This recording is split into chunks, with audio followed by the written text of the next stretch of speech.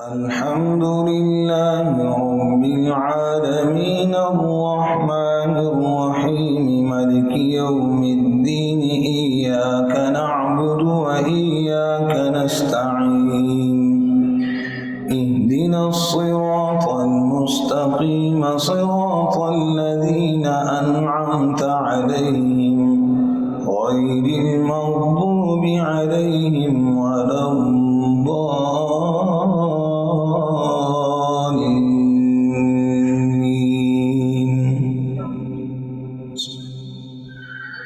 ألف لام ميم صاد كتاب أنزل إليك فلا يكن في صدرك حرج منه لتنذر به وذكرى للمؤمنين اتبعوا ما أنزل إليكم من ربكم ولا تتبعوا من دونه أولياء قليلا ما تذكرون وكم من قرية أهلكناها فجاءها بأسنا بياتا أو هم قائلون فما كان دعواهم إذ جاءهم بأسنا إلا أن قالوا إنا كنا ظالمين فلنسألن الذين أرسل إليهم ولنسألن المرسلين فلنقصن عليهم بعلم وما كنا غائبين والوزن يومئذ الحق فمن ثقلت موازينه فأولئك هم المفلحون ومن خفت موازينه فأولئك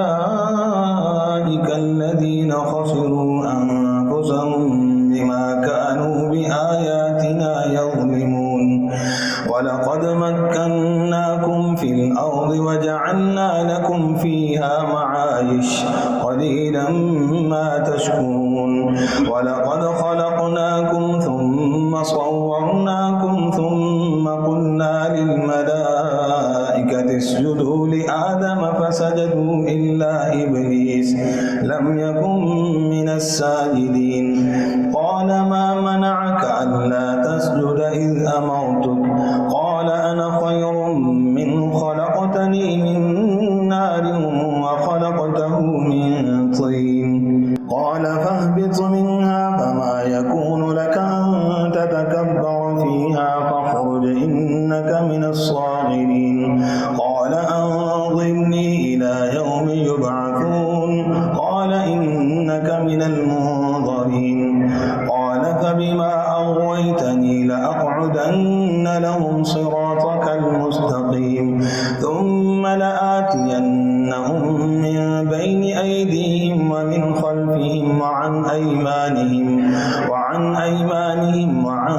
شمائلهم ولا تجد أكثرهم شاكرين قال اخرج منها مذءوما مدحورا لمن تبعك منهم لأملأن جهنم منكم أجمعين ويا آدم اسكن أنت وزوجك الجنة فكلا من حيث شئتما ولا تقربا هذه الشجرة فتكونا من الظالمين فوسوس لهما الشيطان ليبدي لهما ما وري عنهما من سوآتهما وقال ما نهاكما ربكما عن هذه الشجرة إلا أن تكونا ملكين أو تكونا من الخالدين وقاسمهما إني لكما لمن الناصحين فدلاهما بغرور فلما ذاقا الشجرة بدت لهما سوآتهما وطفقا يخصفان عليهما من ورق الجنة وناداهما ربهما ألم أنهكما عن تلكما الشجرة وأقل لكما إن الشيطان لكما عدو مبين قالا ربنا ظلمنا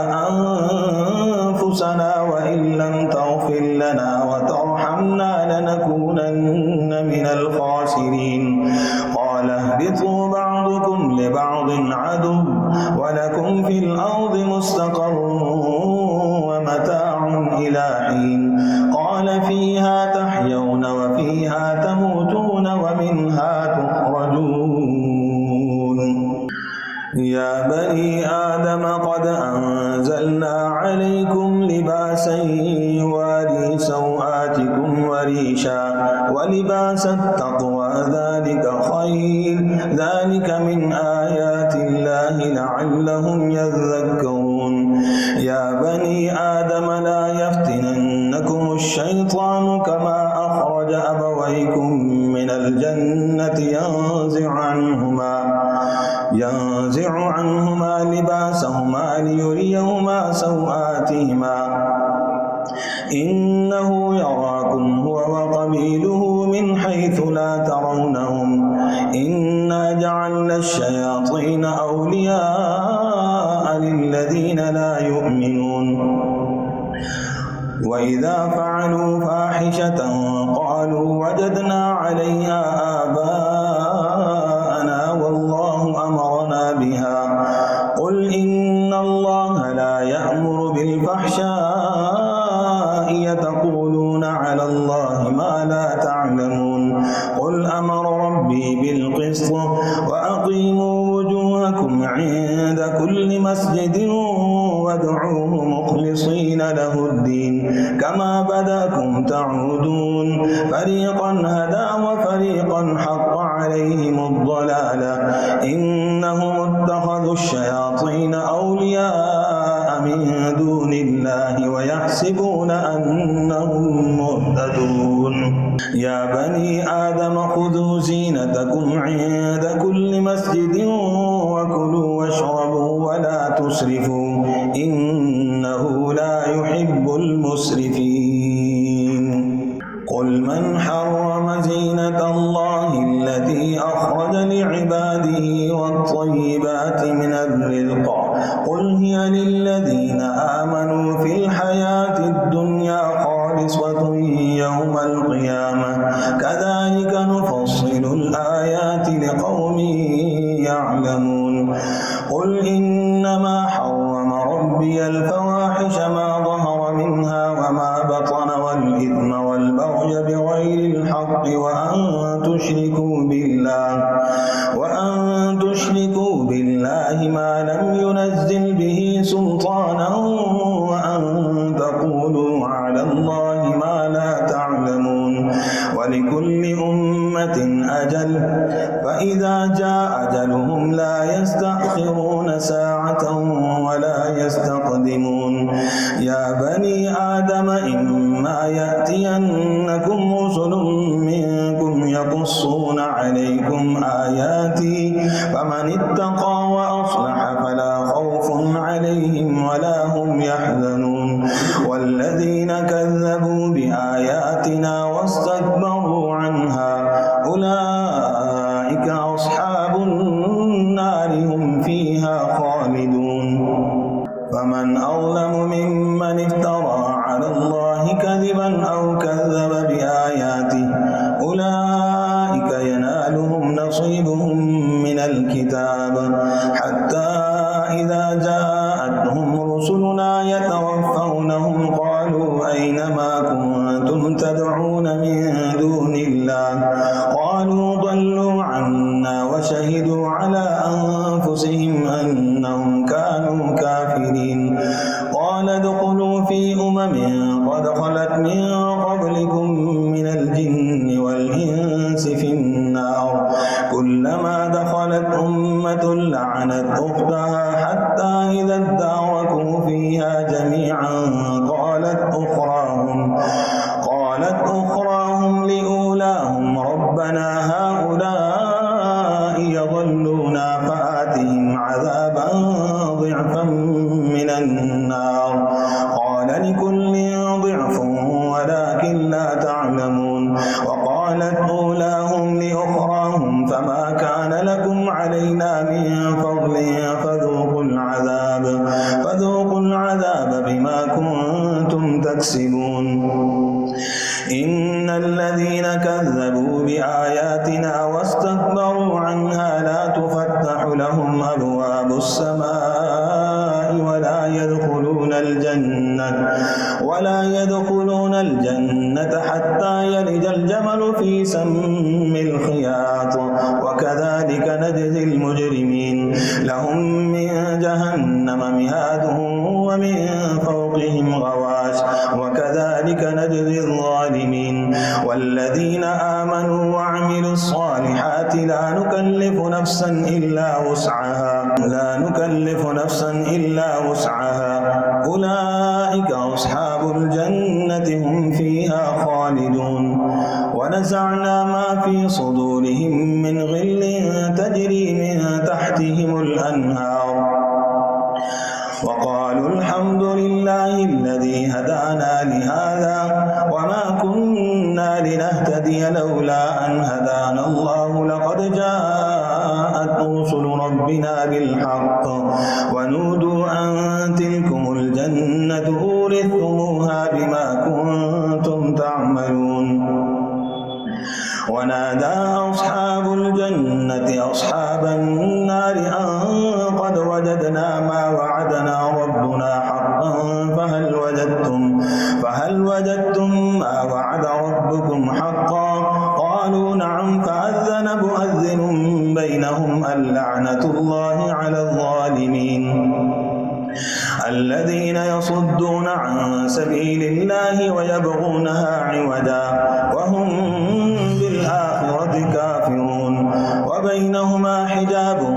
وعلى الأعراف رجال يعرفون كلا بسيماهم ونادوا أصحاب الجنة أن سلام عليكم لم يدخلوها وهم يطمعون وإذا صرفت أبصارهم تلقاء أصحاب النار قالوا ربنا لا تجعلنا مع القوم الظالمين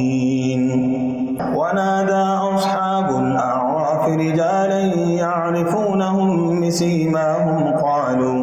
قالوا ما أغنى عنكم جمعكم وما كنتم تستكبرون أهؤلاء الذين أقسمتم لا ينالهم الله برحمة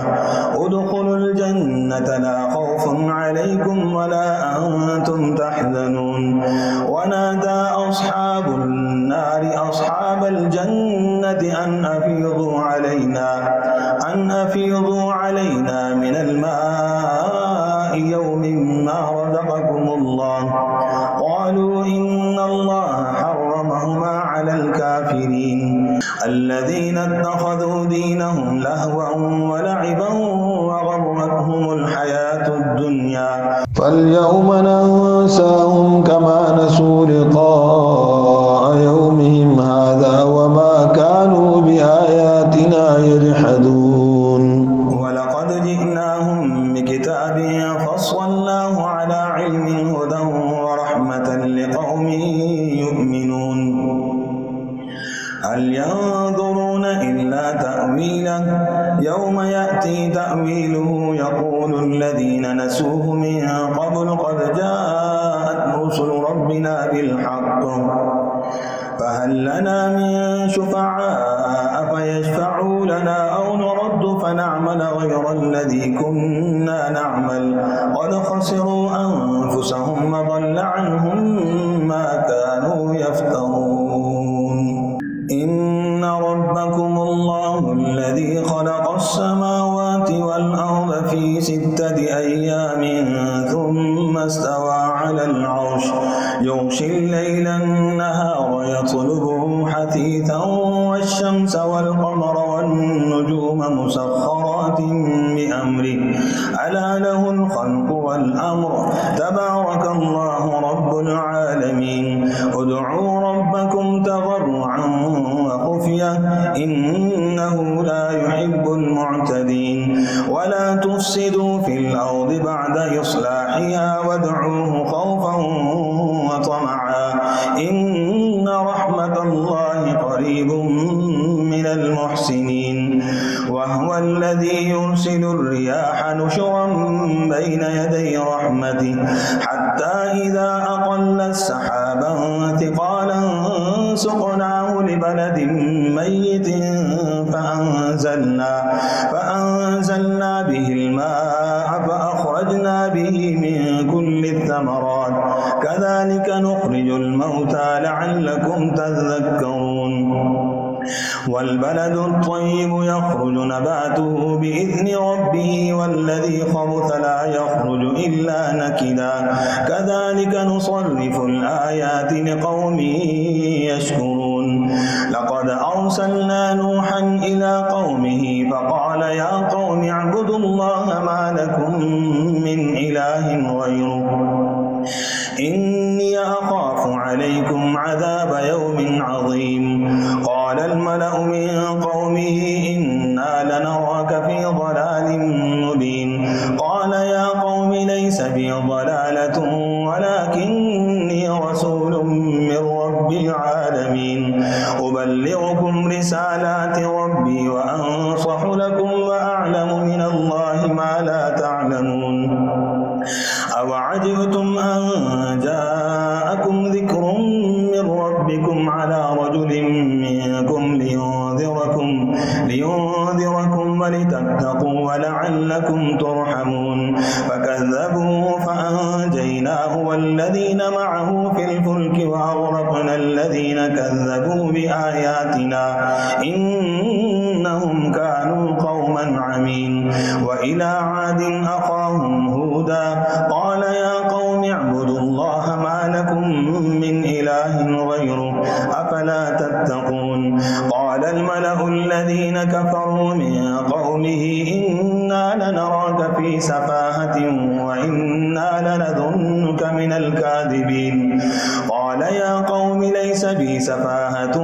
ولكني رسول من رب العالمين أبلغكم رسالات ربي وأنا لكم ناصح أمين أوعجبتم أن جاءكم ذكر من ربكم على رجل منكم لينذركم واذكروا إذ جعلكم خلفاء من بعد قوم نوح وزادكم في الخلق بسطة واذكروا آلاء الله لعلكم تفلحون قالوا أجئتنا لنعبد الله وحده ونذر ما كان يعبد آباؤنا فأتنا بما تعدنا إن كنت من الصادقين قال قد وقع عليكم من ربكم رجس وغضب أتجادلونني في أسماء سميتموها أنتم وآباؤكم ما نزل الله بها من سلطان فانتظروا إني معكم من المنتظرين فأنجيناه والذين معه برحمة منا وقطعنا دابر الذين كذبوا بآياتنا وما كانوا مؤمنين وإلى ثمود أخاهم صالحا قال يا قوم اعبدوا الله ما لكم من إله غيره قد جاءتكم بينة من ربكم هذه ناقة الله لكم آية فذروها تأكل في أرض الله ولا تمسوها بسوء فيأخذكم عذاب أليم واذكروا إذ جعلكم خلفاء من بعد عاد وبوأكم في الأرض تتخذون من سهولها قصورا وتنحتون الجبال بيوتا فاذكروا آلاء الله ولا تعثوا في الأرض مفسدين قال الملأ الذين استكبروا من قومه للذين استضعفوا لمن آمن منهم أتعلمون أن صالحا مرسل من ربه قالوا إنا بما أرسل به مؤمنون قال الذين استكبروا إنا بالذي آمنتم به كافرون فعقروا الناقة وعتوا عن أمر لربهم وقالوا يا صالح ائتنا بما تعدنا إن كنت من المرسلين فأخذتهم الرجفة فأصبحوا في دارهم جاثمين فتولى عنهم وقال يا قوم لقد أبلغتكم رسالة ربي ونصحت لكم ولكن لا تحبون الناصحين ولوطا إذ قال لقومه أتأتون الفاحشة ما سبقكم بها من أحد من العالمين إنكم لتأتون الرجال شهوة من دون النساء بل أنتم قوم مسرفون وما كان جواب قومه إلا أن قالوا أخرجوهم من قريتكم إنهم أناس يتطهرون فأنجيناه وأهله إلا امرأته كانت من الغابرين وأمطرنا عليهم مطرا فانظر كيف كان عاقبة المجرمين وإلى مدين أخاهم شعيبا قال يا قوم اعبدوا الله ما لكم من إله غيره قد جاءتكم بينة من ربكم فأوفوا الكيل والميزان ولا تبخسوا الناس أشياءهم ولا تفسدوا في الأرض بعد إصلاحها ذلكم خير لكم إن كنتم مؤمنين ولا تقعدوا بكل صراط توعدون وتصدون عن سبيل الله من آمن به وتبغونها عوجا واذكروا إذ كنتم قليلا فكثركم وانظروا كيف كان عاقبة المفسدين وإن كان طائفة منكم آمنوا بالذي أرسلت به وطائفة لم يؤمنوا فاصبروا حتى يحكم الله بيننا وهو خير الحاكمين قال الملأ الذين استكبروا من قومه لنخرجنك يا شعيب والذين آمنوا معك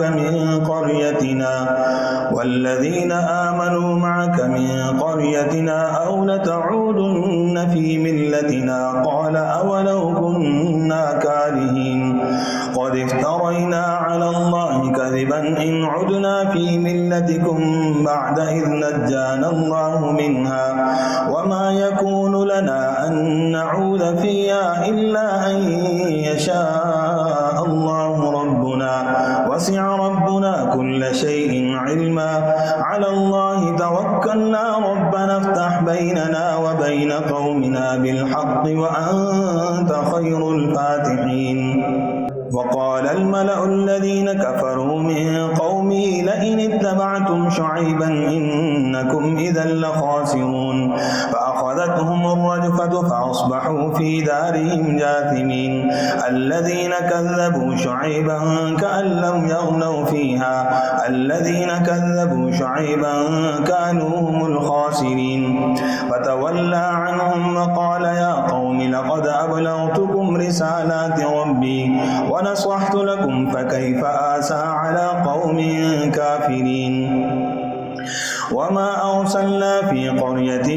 من نبي إلا أخذنا أهلها بالبأساء والضراء لعلهم يضرعون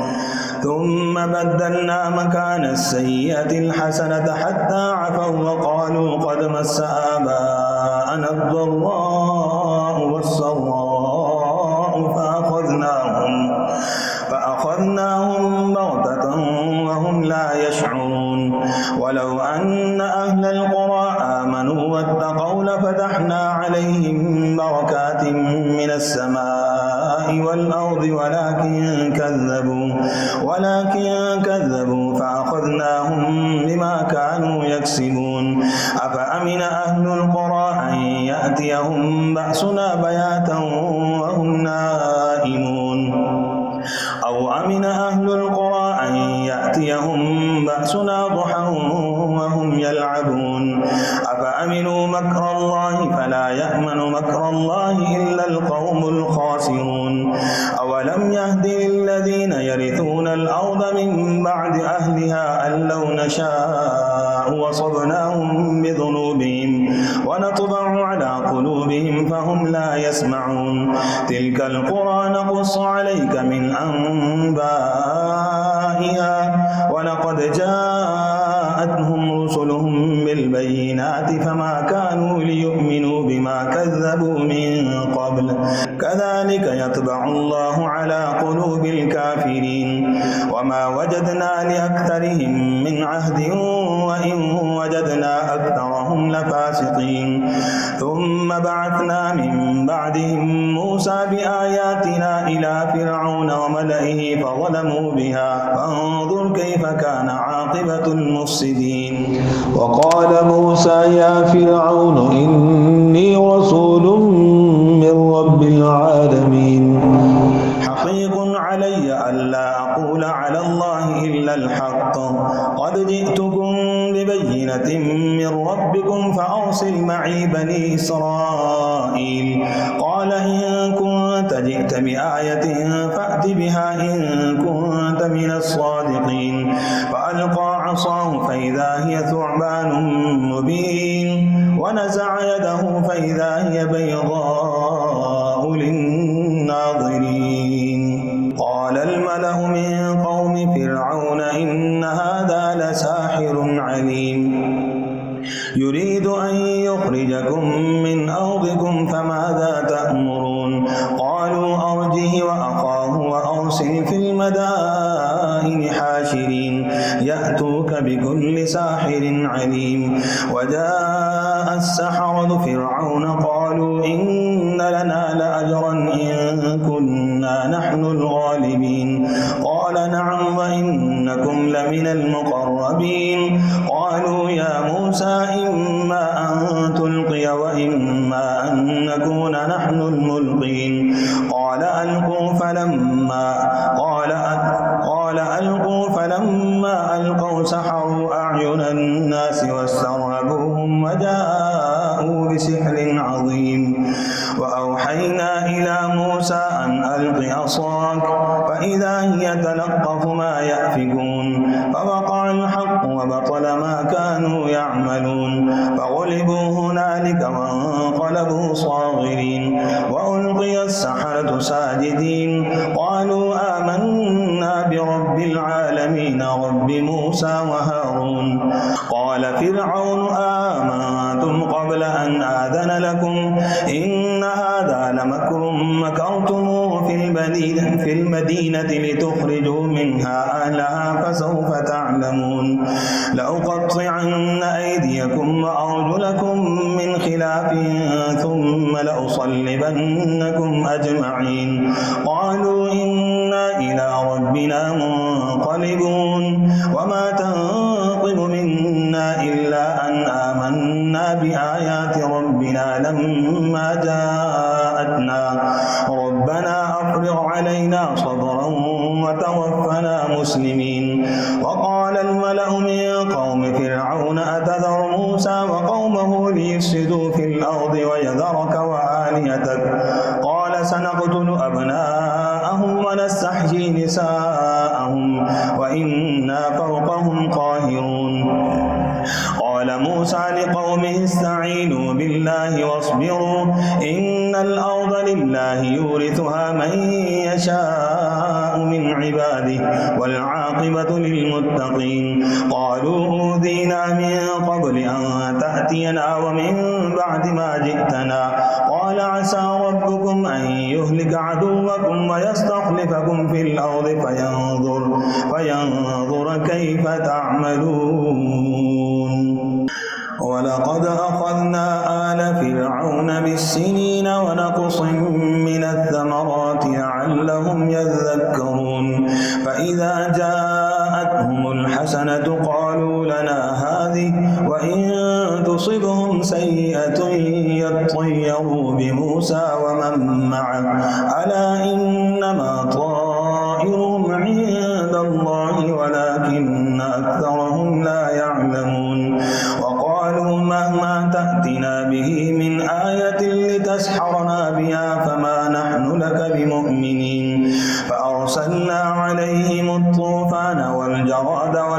والقمل والضفادع والدم آيات مفصلات فاستكبروا وكانوا قوما مجرمين.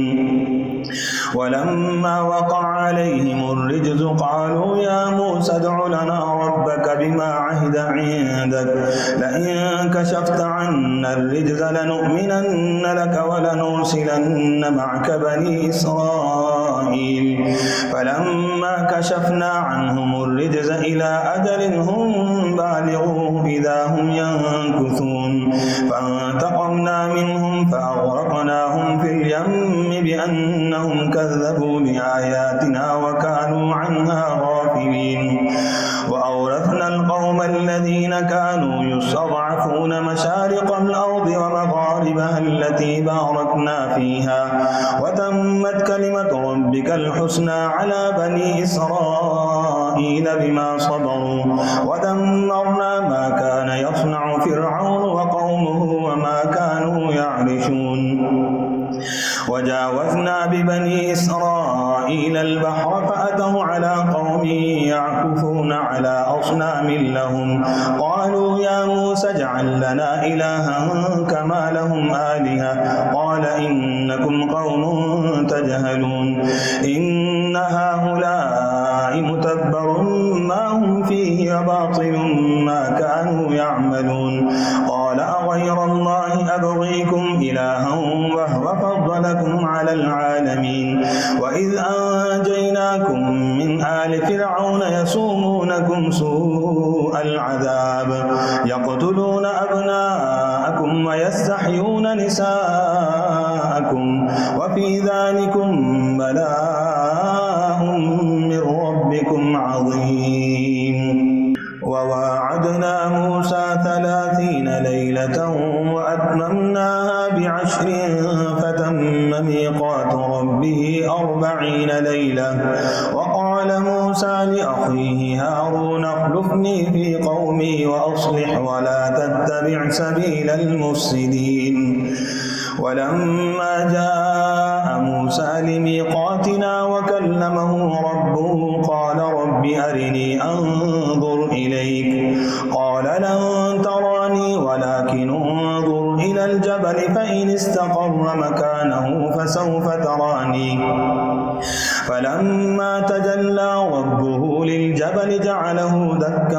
وخر موسى صعقا. فلما أفاق قال سبحانك تبت إليك وأنا أول المؤمنين. قال يا موسى إني اصطفيتك على الناس برسالتي وبكلامي فخذ ما آتيتك وكن من الشاكرين. وكتبنا له في الألواح من كل شيء موعظة وتفصيلا لكل شيء فخذها بقوة وأمر قومك يأخذوا بأحسنها سأريكم دار الفاسقين. سأصرف عن آياتي الذين يتكبرون في الأرض بغير الحق وإن يروا كل آية لا يؤمنوا بها وإن يروا سبيل الرشد لا يتخذوه سبيلا وإن يروا سبيل الغي يتخذوه سبيلا ذلك بأنهم كذبوا بآياتنا وكانوا عنها غافلين. والذين كذبوا بآياتنا ولقاء الآخرة حبطت أعمالهم هل يجزون إلا ما كانوا يعملون.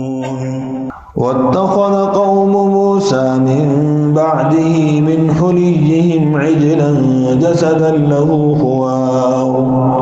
ألم يروا أنه لا يكلمهم ولا يهديهم سبيلا اتخذوه وكانوا ظالمين. ولما سقط في أيديهم ورأوا أنهم قد ضلوا قالوا لئن لم يرحمنا ربنا ويغفر لنا لنكونن من الخاسرين. ولما رجع موسى إلى قومه غضبان أسفا قال بئس ما خلفتموني من بعدي أعجلتم أمر ربكم وألقى الألواح وأخذ برأس أخيه يجره إليه قال ابن أم إن القوم استضعفوني وكادوا يقتلونني فلا تشمت بي الأعداء ولا تجعلني مع القوم الظالمين. قال رب اغفر لي ولأخي وأدخلنا في رحمتك وأنت أرحم الراحمين. إن الذين اتخذوا العجل سينالهم غضب من ربهم وذلة في الحياة الدنيا وكذلك نجزي المفترين. والذين عملوا السيئات ثم تابوا من بعدها وآمنوا إن ربك من بعدها لغفور رحيم. ولما سكت عن موسى الغضب أخذ الألواح وفي نسختها هدى ورحمة للذين هم لربهم يرهبون. واختار موسى قومه 70 رجلا لميقاتنا فلما أخذتهم الرجفة قال رب لو شئت أهلكتهم من قبل وإياي أتهلكنا بما فعل السفهاء منا إن هي إلا فتنتك تضل بها من تشاء وتهدي من تشاء أنت ولينا فاغفر لنا وارحمنا وأنت خير الغافرين. واكتب لنا في هذه الدنيا حسنة وفي الآخرة إنا هدنا إليك. قال عذابي أصيب به من أشاء ورحمتي وسعت كل شيء فسأكتبها للذين يتقون ويؤتون الزكاة والذين هم بآياتنا يؤمنون. الذين يتبعون الرسول النبي الأمي الذي يجدونه مكتوبا عندهم في التوراة والإنجيل يأمرهم بالمعروف وينهاهم عن المنكر ويحل لهم الطيبات ويحرم عليهم الخبائث ويضع عنهم إصرهم والأغلال التي كانت عليهم. فالذين آمنوا به وعزروه ونصروه واتبعوا النور الذي أنزل معه أولئك هم المفلحون. قل يا أيها الناس إني رسول الله إليكم جميعا الذي له ملك السماوات والأرض لا إله إلا هو يحيي ويميت فآمنوا بالله ورسوله النبي الأمي الذي يؤمن بالله وكلماته واتبعوه لعلكم تهتدون. ومن قوم موسى أمة يهدون بالحق وبه يعدلون. وقطعناهم 12 أسباطا أمما وأوحينا إلى موسى إذ استسقاه قومه أن اضرب بعصاك الحجر فانبجست منه 12 عينا قد علم كل أناس مشربهم وظللنا عليهم الغمام وأنزلنا عليهم المن والسلوى كلوا من طيبات ما رزقناكم وما ظلمونا ولكن كانوا أنفسهم يظلمون. وإذ قيل لهم اسكنوا هذه القرية وكلوا منها حيث شئتم وقولوا حطة وادخلوا الباب سجدا تغفر لكم خطيئاتكم سنزيد المحسنين. فبدل الذين ظلموا منهم قولا غير الذي قيل لهم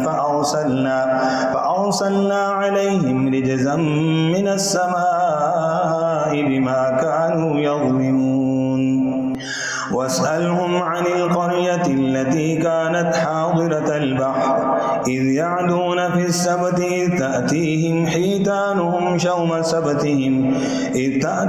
حيتانهم يوم سبتهم شرعا ويوم لا يسبتون لا تأتيهم كذلك نبلوهم بما كانوا يفسقون. وإذ قالت أمة منهم لم تعظون قوما الله مهلكهم أو معذبهم عذابا شديدا قالوا معذرة إلى ربكم ولعلهم يتقون فلما نسوا ما ذكروا به أنجينا الذين ينهون عن السوء وأخذنا الذين ظلموا بعذاب بئس بما كانوا يفسقون فلما عتوا عما نهوا عنه قلنا لهم كونوا قردة خاسئين وإذ تأذن ربك ليبعثن عليهم إلى يوم القيامة من يسومهم سوء العذاب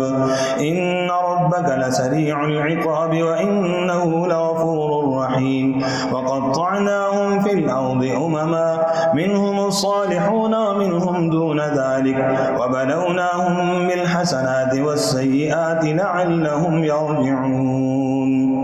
فخلف من بعدهم خلف ورثوا الكتاب يأخذون عرض هذا الأدنى ويقولون سيغفر لنا وإن يأتهم عرض مثله يأخذوه ألم يؤخذ عليهم ميثاق الكتاب ألا يقولوا على الله إلا الحق ودرسوا ما فيه والدار الآخرة خير للذين يتقون أفلا تعقلون والذين يمسكون بالكتاب وأقاموا الصلاة إنا لا نضيع أجر المصلحين وإذ نتقنا الجبل فوقهم كأنه ذلة وظنوا أنه واقع بهم خذوا ما آتيناكم بقوة واذكروا ما فيه لعلكم تتقون وإذ أخذ ربك من بني آدم من ظهورهم ذرياتهم وأشهدهم على أنفسهم ألست بربكم قالوا بلى شهدنا أن تقولوا يوم القيامة إنا كنا عن هذا غافلين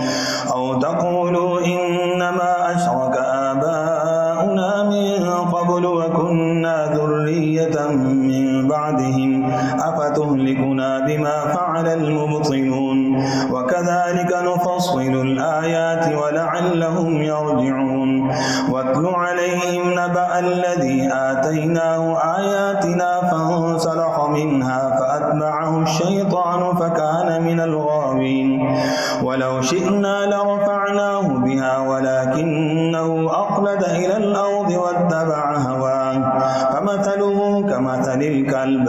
إن تحمل عليه يلهث أو تتركه يلهث ذلك مثل القوم الذين كذبوا بآياتنا فاقصص القصص لعلهم يتفكرون ساء مثلا القوم الذين كذبوا بآياتنا وأنفسهم كانوا يظلمون من يهد الله فهو المهتدي ومن يضلل فأولئك هم الخاسرون ولقد ذرأنا لجهنم كثيرا من الجن والإنس لهم قلوب لا يفقهون بها ولهم أعين لا يبصرون بها ولهم آذان لا يسمعون بها أولئك كالأنعام بل هم أضل أولئك هم الغافلون ولله الأسماء الحسنى فادعوه بها وذروا الذين يلحدون في أسمائه سيجزون ما كانوا يعملون وممن خلقنا أمة يهدون بالحق وبه يعدلون والذين كذبوا بآياتنا سنستدرجهم من حيث لا يعلمون وأملي لهم إن كيدي متين أولم يتفكروا ما بصاحبهم من جنة إن هو إلا نذير مبين أولم ينظروا في ملكوت السماوات والأرض وما خلق الله من شيء وأن عسى أن يكون قد اقترب أجلهم فبأي حديث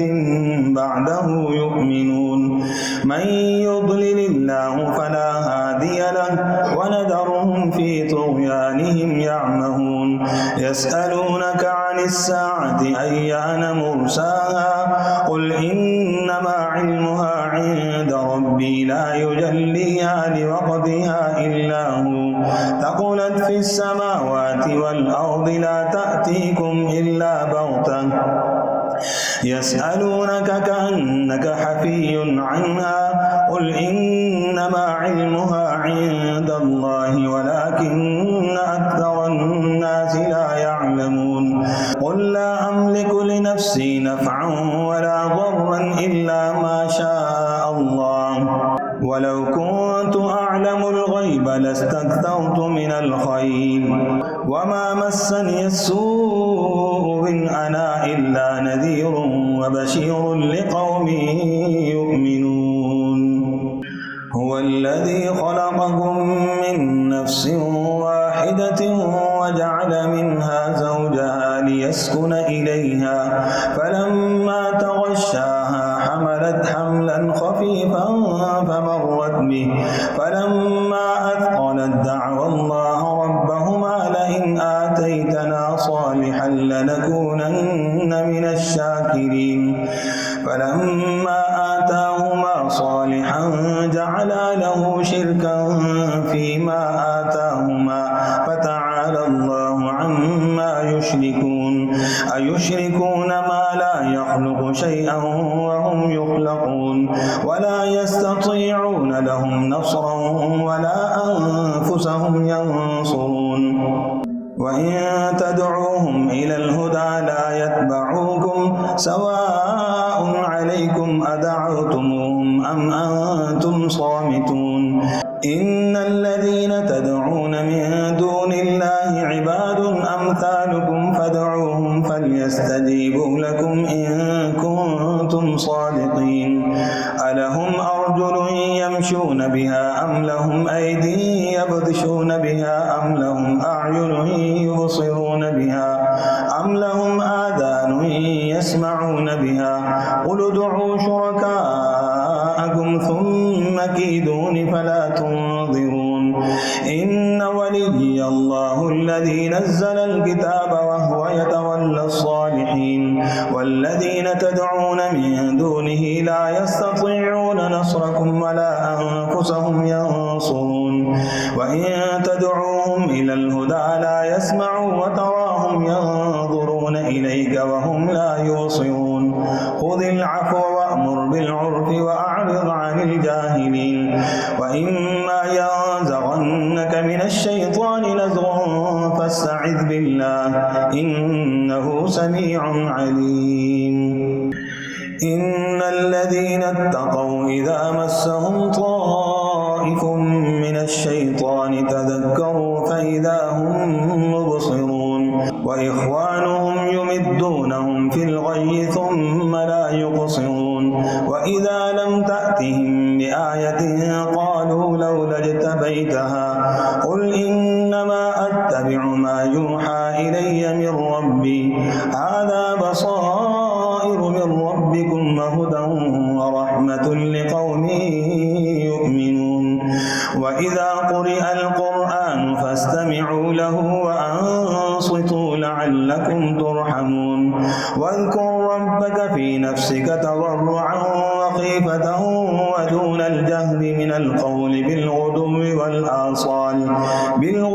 والآصال ولا تكن من الغافلين إن الذين عند ربك لا يستكبرون عن عبادته ويسبحونه وله يسجدون